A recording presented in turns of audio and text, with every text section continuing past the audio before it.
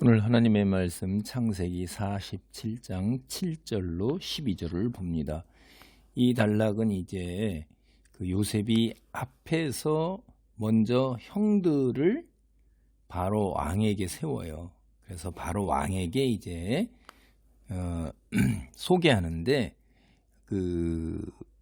모두 다 소개하는 게 아니라 형들 중에서 이제 5명을 택해서 이제 바로에게 보입니다. 그래가지고선 이제 바로가 네 아버지와 형들 왔으니까 고센 땅에 거주하고 내 가축 관리하라. 이래갖고 이제 직책까지도 바로가 배려하는 거죠. 그러니까 요셉이 바로에게 대단한 신임을 얻고 있는 거예요. 그리고 나서 이제 7절입니다. 요셉이 자기 아버지 야곱을 인도하여 바로 앞에 서게 하니 야곱이 바로에게 축복하매. 여러분, 왜 집에서 가장 우더른이 누구냐면 자기 아버지 야곱이잖아요, 가문에. 그런데 형들을 먼저 세워요. 형들을. 이게 여러분, 요셉이요, 하나님의 사람 지혜를 받았잖아요. 그러니까 이 이방인으로서 애굽 땅에 들어와서 이제 약자고 부탁을 해야 되는 형편이에요. 그런데 아버지가 가서 그 부탁을 하는 게 아니라 그 아버지의 아들들이 바로에게 가서 머리 숙여서 부탁을 하는 거예요. 바로가 그 부탁을 들어준 거예요. 그리고 나서 이제 대등한 관계로 아버지를 왕 앞에 바로 세우는 거예요. 그러니까 아버지 야곱은 바로에게 어떤 아쉬워서 뭐 부탁을 하고 이런 게 아니에요. 여기 보면 누가 누구에게 축복을 해요? 야곱이 바로에게 축복하는 거예요. 그 앞에서는 바로가 야곱의 아들들을 축복한 거란 말이에요. 이제는 대등한 사람이기 때문에 대등한 거예요, 이게. 그래서 더 윗사람이 사실은 아랫사람에게 축복하잖아요. 여러분 쉽게 생각해 보세요. 제사장이 백성들을 축복하고 사역자가 오늘날에도 당신의 그 섬기는 형제 자매 그들을 위해서 기도하고 그들에게 축복하잖아요.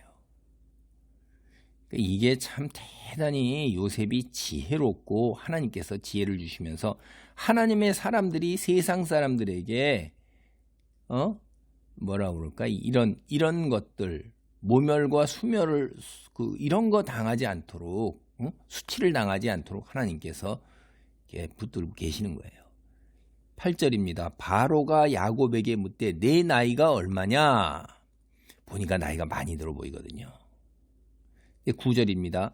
야곱이 바로에게 아뢰되 내 나그네 길의 세월이 130년이니 내 나이가 얼마 못되니 우리 조상의 나그네 길의 연조에 미치지 못하나 험악한 세월을 보내었나이다 하고 130년이면 대단한 나이입니다. 이거 정말 오늘날도 우리는 100세 시대라고 그러지 130년이 아니잖아요.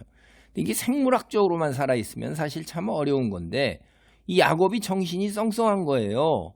그래서 바로와 대화를 나눠줄 수 있는데 내 나그네 길, 조상의 나그네 길, 이 땅의 인생을 뭐라고 그래요? 나그네 길이라고 그러잖아요. 이게 이제 나이 먹고 이렇게 되니까 확실하게 된 거예요. 여러분 나그네가 길 떠날 때 어떻게 해요, 여러분? 아파트 등에 지고 냉장고 지고 세탁기 지고 소파 지고 식탁 지고 가요? 나그네는 어떻게 가야 돼요? 많이 가져가는 사람이 양손에 캐리어 끌고 가는 거고 하나 이렇게 캐리어 끌고 가거나 아주 여행의 고수들은 백팩 하나 딱 하고 가요. 백팩. 그 백팩 속에 다 들어있어요. 어떤 사람이 아주 유명한 여자분인데 백팩을 메고 손에 가방을 들고 가다가 다 잃어버렸어요. 그 백팩 속에 있는 거 가지고 여행을 하면서 야 이렇게도 여행이 가능하구나 라고 그런 거예요. 여러분 그 등에 맨 가방 속에 들어가야 얼마나 들어가겠어요. 근데 그거 가지고도 여행이 가능한 거예요. 그러니까 몸이 편하죠. 끌고 다니지 않으니까. 욕심을 버리고 불편함을 좀 감수하면은 또 반대로 얻는 것이 있는 거예요. 그게 나그네예요, 나그네.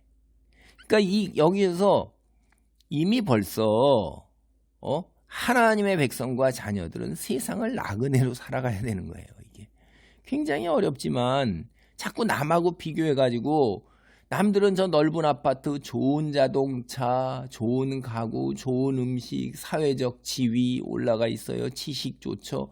가문을 세우죠. 자식이 잘 되죠. 아니 나그네가 무슨 그 자기가 가는 곳마다 머무는 곳에서 잠시 스쳐가는 곳에서 뭘 거기서 자기가 무슨 직을 얻어갖고 사회적 지위를 얻어서 거기서 뭘 누리려고, 이건 나그네가 아니죠. 나그네는 바라보는 것으로 족한 거예요. 먹고 자면 된 겁니다. 건강하면 된 거예요.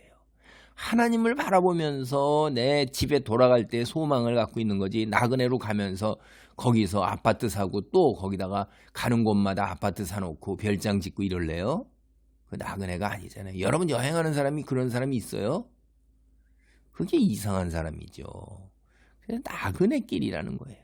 이 야곱이 나그네길이라고 그랬는데 이 애굽에 사는 사람들이 다 이 이스라엘 백성 나중에 출애굽할 때 나그네길, 거류민이라고 이야기를 하고 그런 의식을 가지고 가나안 땅에 정착을 했었고, 신약 시대에도 사도들이나 이런 게 우리가 믿는 사람들은 나그네길이다, 거류민이다. 이방인으로서 와서 잠시 머무는 사람들이 모여 사는 것을 거류민이라고 그랬어요. 그러니까 이방 노동자 같은 그런 거 생각하시면 됩니다. 근데 본인은 어떻게 생각해요? 130여 년의 세월이. 야곱이 얼마나 약삭 빠진 사람이에요.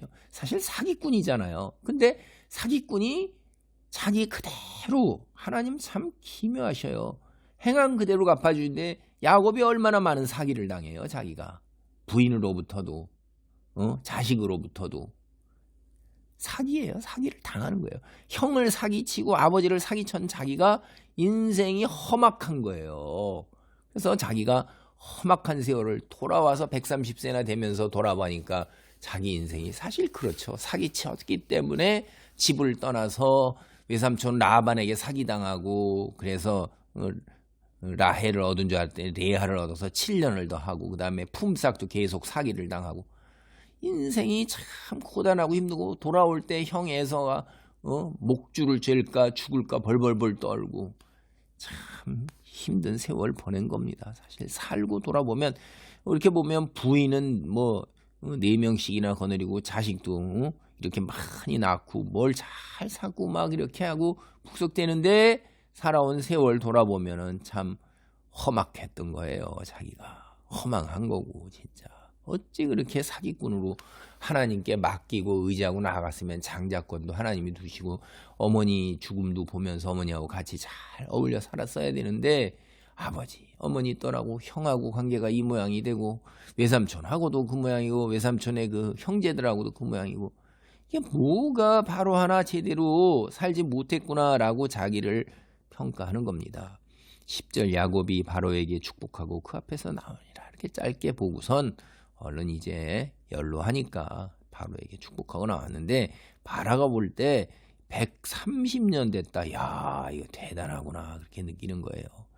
요셉이 바로의 명령대로 그의 아버지와 그의 형들에게 거주할 곳을 주되 애굽의 좋은 땅 람셋을 그들에게 주어 소유로 삼게 하고, 그래서 위에 고센이라고 나왔는데 고센이나 람셋이나 뭐 그게 그겁니다.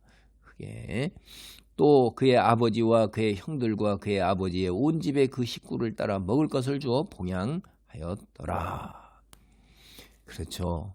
이게 이제 참 오늘날 이렇게 살면서 오늘날 이렇게 하기가 어려운데, 그리스도인은 자기 능력과 마음이 허락하는 범위 내에서 이렇게 봉양을 해야 되는 거예요. 자기가 가난하면 어쩔 수 없지만 가난하더라도 마음으로 봉양할 수도 있잖아요. 그래서 이렇게 형제된 자들끼리 이렇게 교제하고 풍성함을 나누는 것이 하나님의 은혜요 사랑이요, 그 속에서 엄청난 기쁨을 누릴 수가 있는데, 이게 우리의 마음이 가지 않으면 이게 잘 안 됩니다. 그래서 하나님께 기도하고 마음 가는 그 형편과 그 능력대로 해야 되지, 그걸 넘어서서 무리를 수를 두게 되면 나중에 어려움이 생겨요. 가족들과 잘 협의하고 가족들과 하는 가운데에서 마음 가는 대로 형편 따라서 능력 있는 사람들은 주변을 봉양하는 것, 공개하는 것, 함께 나누는 그런 큰 은혜와 축복이 있기를 바랍니다. 하나님 감사합니다. 오늘 말씀을 통해서 우리의 인생이 나그네 길이라는 것을 깨닫고 세상의 것에 눈돌리지 않고 세상의 것에 집착하지 않도록 도우소서. 그저 하나님의 사람으로서 믿음을 지켜 사는 것이 최우선이 되고 나머지 부와 기와 강하고 크게 하심이 주의 손에 있음을 믿고 의지하며 기도하는 가운데 주께서 주시는 풍성함을 누리는 은혜와 축복이 있기를 간절히 기도합니다. 예수님의 이름으로 기도합니다. 아멘.